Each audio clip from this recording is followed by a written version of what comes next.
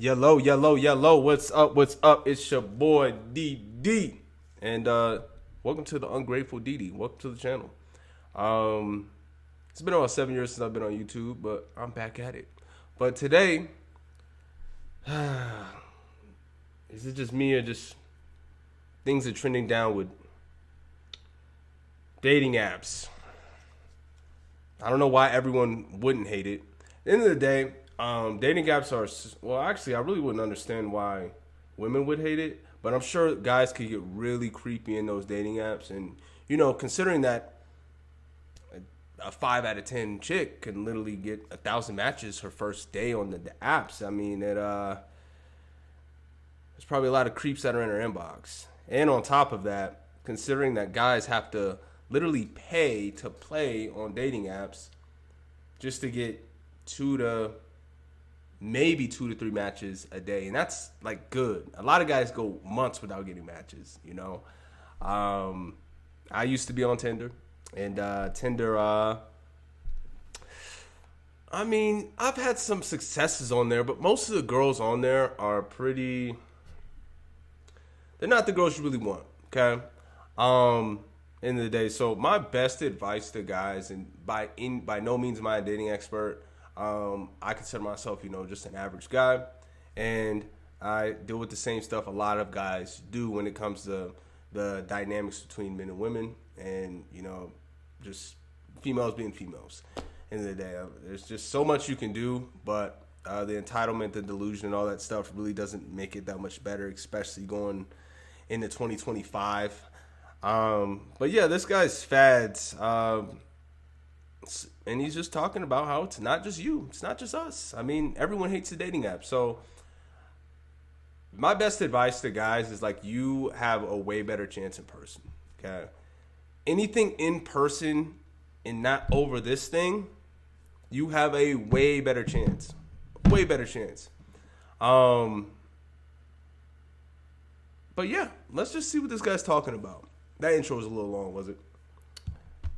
I was thinking about dating apps, right? And I was wondering how they were getting on. And it turns out that they are not doing great. Bumble's actually down 92% since it first went public. And Match Group, the company which owns basically every other dating app, is doing pretty badly as well. People are falling out of love with dating apps. And this is affecting Gen Z in particular, who are becoming... So I don't know if it's that people are falling out of love with dating apps or the fact that, okay, let me rephrase that. I feel like people really are afraid to approach people in real life. I feel like people in real life are pretty socially awkward.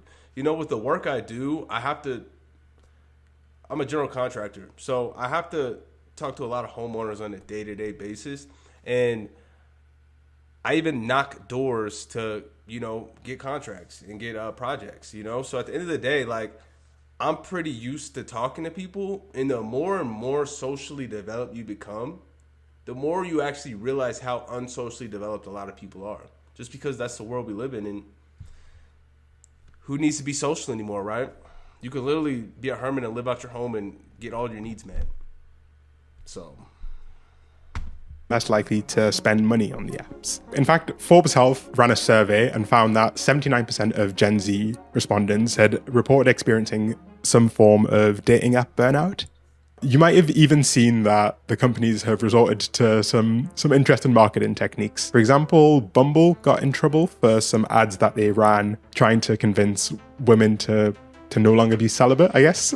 People weren't too happy with these adverts. Now, this is a far cry from the promise that dating apps made for us. When they first launched, it would be difficult to believe that around a decade later, they'd be launching $500 a month membership programs.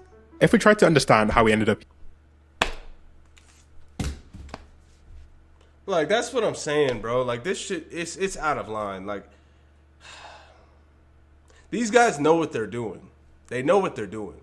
Really, how I see it is the dating apps are designed. They're designed so that you literally aren't... The longer they can keep you on the app and struggling to find, that one so you can get off the app, they don't want that to happen. They want you to keep spinning your wheels and keep paying your monthly membership just to get cave trolls and just girls that won't even try to go on a date with you. Because most of these girls, let's be real, most of these girls on these dating apps are only really on there for attention. And if they see a Chad or like a Tyrone with, really, really, really pristine photos, because really, they really judge you off of like the quality of your photos and stuff, like full DSLR, photo shoots and stuff like that, then they may fuck with you. But other than that, like, you're cooked on dating apps. It's like they can only look at your looks, and it's pretty subjective for the most part. Your personality, your charisma, your overall vibe and aura, they can't feel that on dating apps. So I just feel like it's a losing game for a lot of guys, and I really don't understand why guys even are on there. If every guy just went off of the dating apps, then problem solved. At least in that regard. But let me grab these headphones and let's continue. Yeah, we maybe can come to some interesting conclusions, not just about these apps, but maybe about human relationships more broadly and the assumptions that we might make about each other. The first thing that's worth explaining is that the decline of these apps is in large part a signal of broader trends in technology. There's this idea of enshittification, the phenomenon of online platforms degrading the quality of their services over time, leading to an overall decline in user satisfaction and overall value. This is something that's really broad across technology. It is best characterized through Airbnb, starting initially as a promised land where you could rent out a spare room at the fraction of the cost of a hotel, but ending up in a situation where people are paying $200 cleaning fees and have curfews. 100%. A lot of these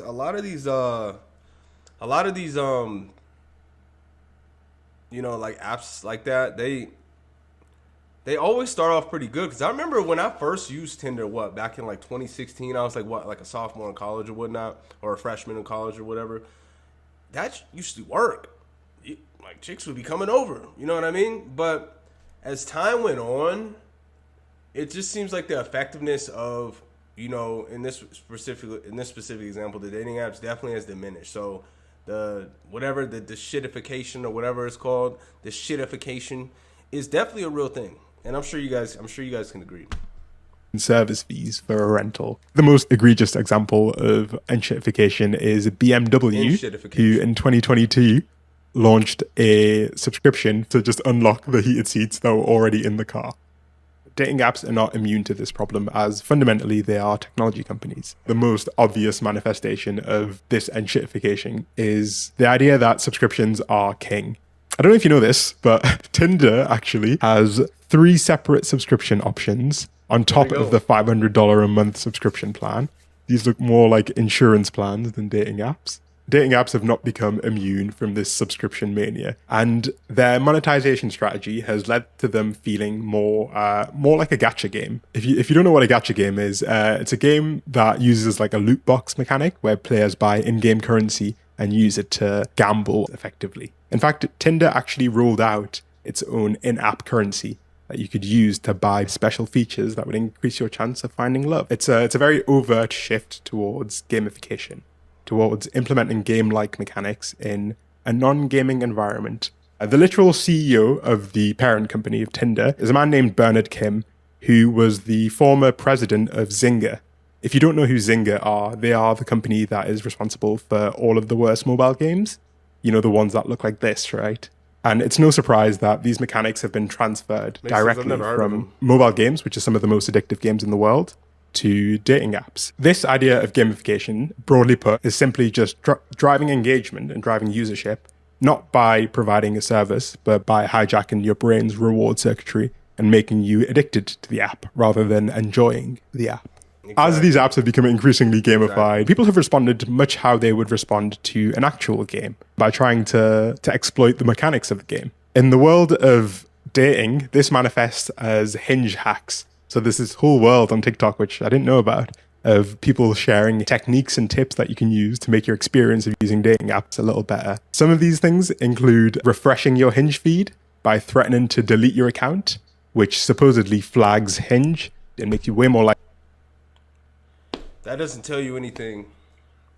I don't know what else does. Look, guys, moving forward, brothers, I know it's lonely out here. I know it's tough out here.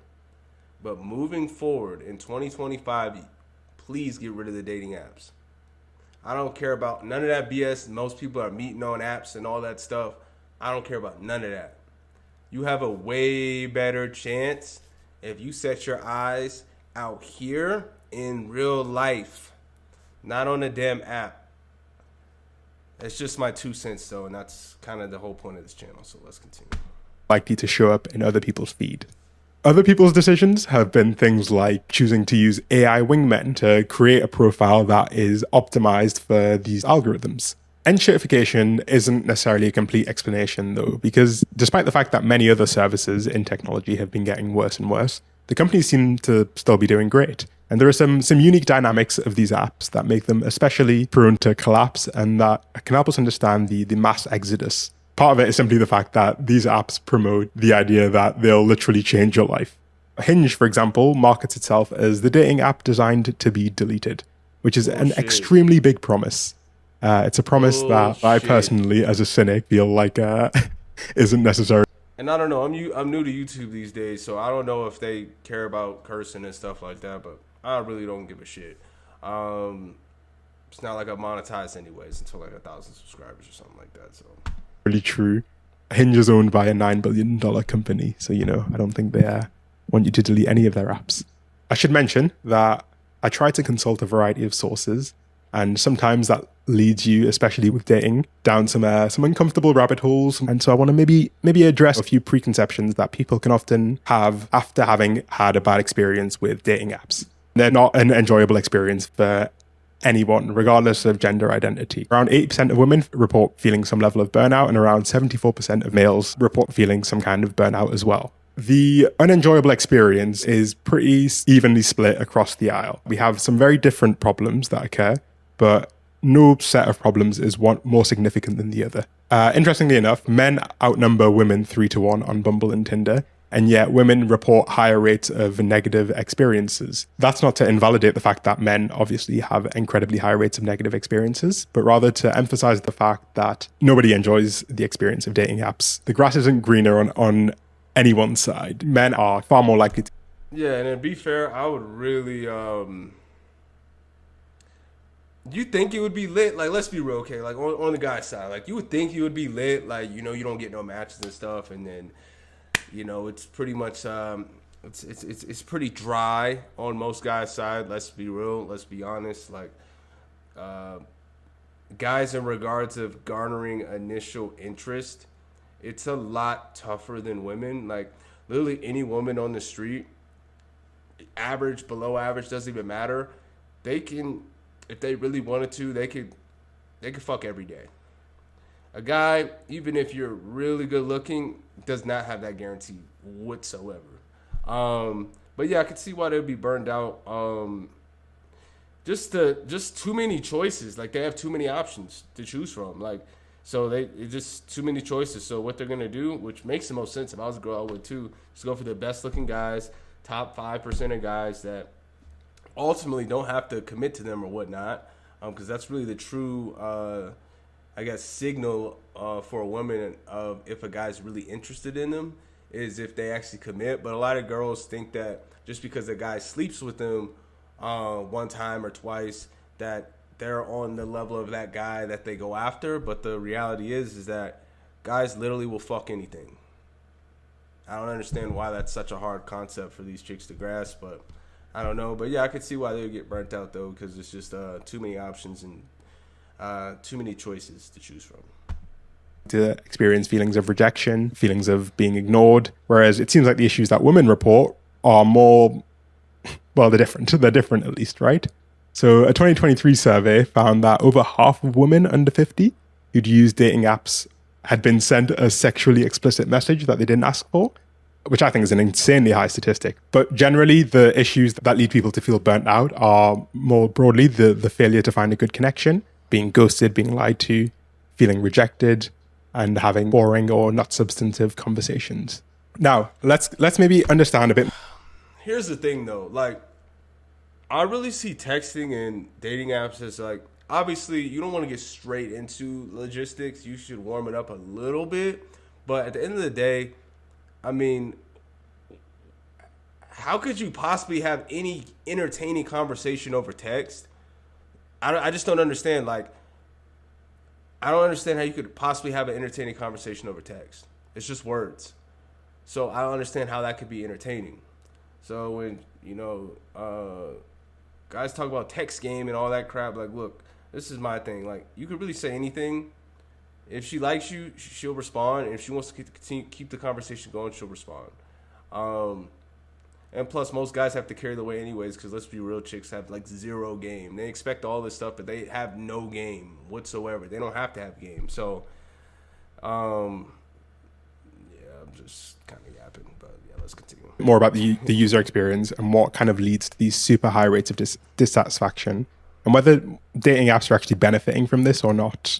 Because it seems like they aren't benefiting from this huge level of dissatisfaction that people are experiencing.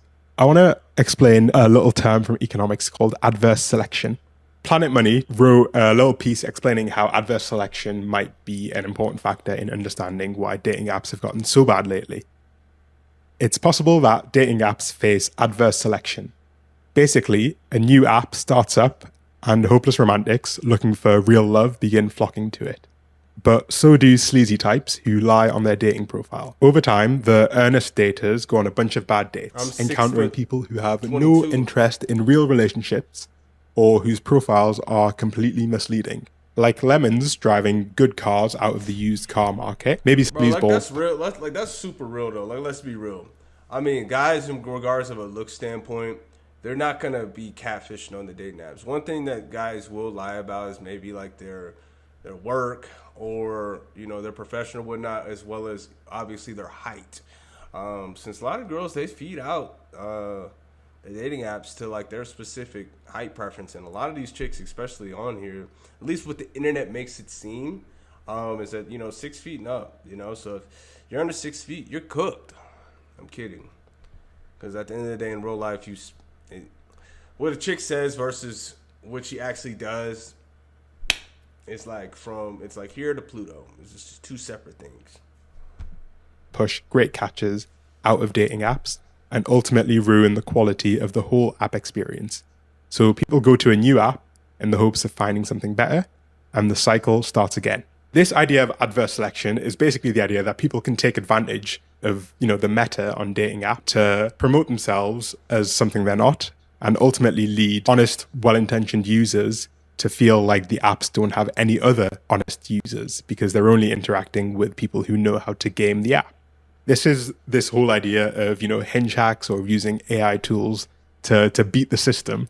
It doesn't necessarily make you a better person on a date, but it makes you more representative of what the market supposedly looks like to someone who's just downloaded the app. And it makes people who download the app feel like everyone is awful. There is a way to actually minimize these bad apples. This is something that's actually been done before. If you can give the users as much information as you can, they can make more informed decisions, right? That's intuitive. However, the more information you provide to those users, the harder it makes for the app to be gamified because they can't rely on the fact that you don't know things about other people. This is most clearly shown in the fact that Hinge's premium program, Hinge Plus and Hinge X, they both allow you to actually add more information about yourself. They allow you to filter your dates by... I need to start a damn new dating app and promise all these promises and then just, make it so great up front and then just start slowly putting in the paid features. To the point where they never leaving the app. So honestly, these guys are pretty smart from a business point of view. And that's why I continue not to support it. Because at the end of the day, just grow a pair and approach girls in real life. You have a way better chance. By activity and to fine tune exactly what you're looking for, which inevitably leads to a better dating experience and reduces this problem of adverse selection. And this isn't just theoretical. We can take the example of OkCupid, which has actually gone through a bit of a transformation from being a dating app that dealt with this problem of bad apples a lot better than the new school of dating apps into gradually becoming another Tinder clone. I found this comment of someone who described their experience, and I think it captures quite well what's going wrong with these apps. OkCupid used to be really great before they were sold off to Match. Match is the company that owns Tinder and Hinge and all of the other ones. It was a pretty simple concept that worked really well. Start people off by forcing them to answer at a minimum like 25 matching questions around things like politics, religion, handling money, hygiene, etc. Getting to know someone and like the first thing you talk about is politics or religion. Like I said, I'm not a biggest dating expert. I haven't been on a million dates. Like I said, I'm just a regular guy, so I kind of deal with the same things a lot of guys deal with, especially today.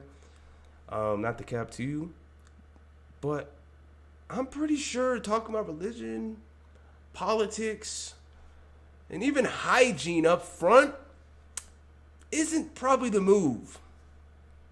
Maybe that's just me, but I don't know. Right.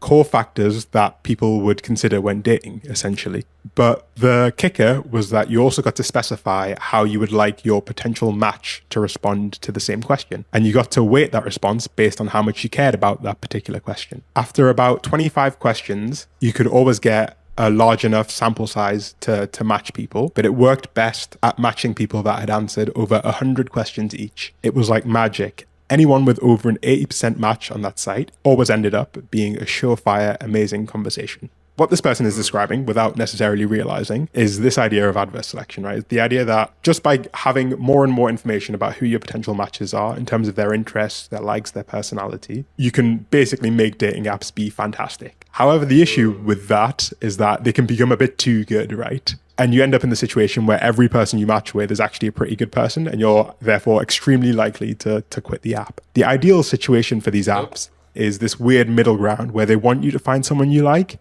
but not too often and not someone that you like too much, because then you delete the app. But they don't want you to have zero matches because that means that you'll delete the app super quickly.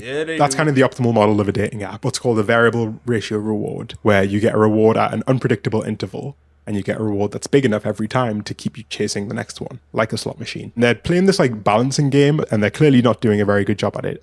When it comes down to it, ultimately, people want what they've always wanted, which is meaningful connection with others. And I think the real danger here is that people have been generalizing their experiences on dating apps as broader generalizations of how, quote unquote, society is today. And I think that's a big problem, because I would hope that most of us understand that, say, social media isn't necessarily a one-to-one representation of how people behave in real life. If you took Twitter posts, for example, to be the representation of how everyone behaves in general, you'd be scared. To be honest, bro, I really don't feel like most of the shit you see on social media and YouTube, and like people really don't be acting like that in real life, bro. Like honestly, like the internet's more of like kind of like someone's alter ego in a way. Like in real life, things are actually a lot better. It's like the internet. I feel like the internet's kind of creating the disease in people's heads, if you know what I mean. If you know, you know. To go outside. If you took Instagram Reel comments, you'd think everyone was incredibly racist all of the time. It's an algorithmic mirage. Yeah, exactly. It's an algorithmic mirage, right? These algorithms are so capable of building a mirage that makes you think that what they are showing you is simply a direct representation of what reality is, when it's been filtered through layers and layers of algorithms and psychology in order to fundamentally change how you interact with it. The good thing that we can take home from this is that people are ultimately voting with their wallets, which is by far one of the most effective ways you can actually create change. There's a big trend, you might have seen it, of run clubs now. A lot of people are joining run clubs in order to find love.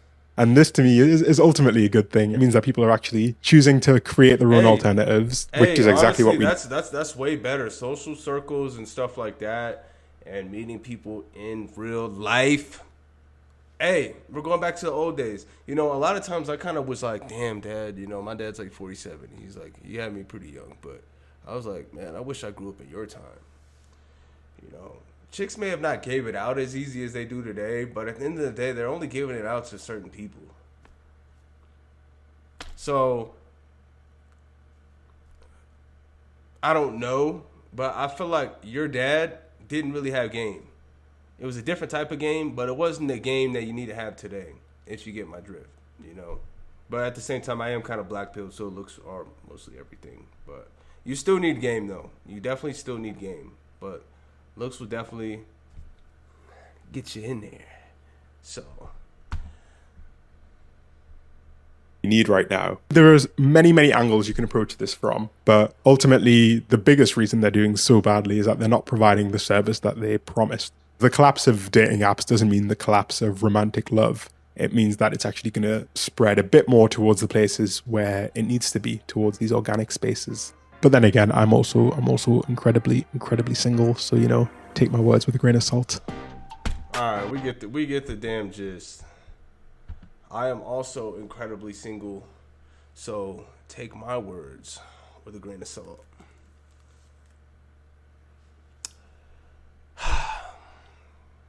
Another day to be ungrateful. It's your boy DD signing off. I know this is the first video or whatnot, so they probably will get a little better with time. But leave your comments on like how has dating apps been for you guys though? Real rap. Honestly, I had the most success with dating apps primarily because of proximity in college. In college was like absolutely like if you're on a college campus, that's really the only time I would actually advocate using a dating app because you're gonna have better results on the college campus on everything. You're gonna have better results on the college campus. If you're on a college campus, yeah, that's the only exception. But if you're not in college no more, my suggestion would be to get off the apps. And I know that sounds kind of backwards. Like, well, wait, DD. If I'm in college, you know, I actually have the network and there's a bunch of girls around me or whatnot. Yeah, that's true. And if I'm not in college, I don't have that network of people, you know, working probably a full-time job or whatnot. How would I have time to meet girls in real life? Weekends, brother. Make some time for it because at the end of the day, you're just spinning your wheels on the dating apps. Unless you're really that guy and you got the best photos on earth, like, dating apps are cooked. Just like a lot of things. So, hold your head high. Stay ungrateful. It's your boy DD signing off. I'll catch y'all on another one later.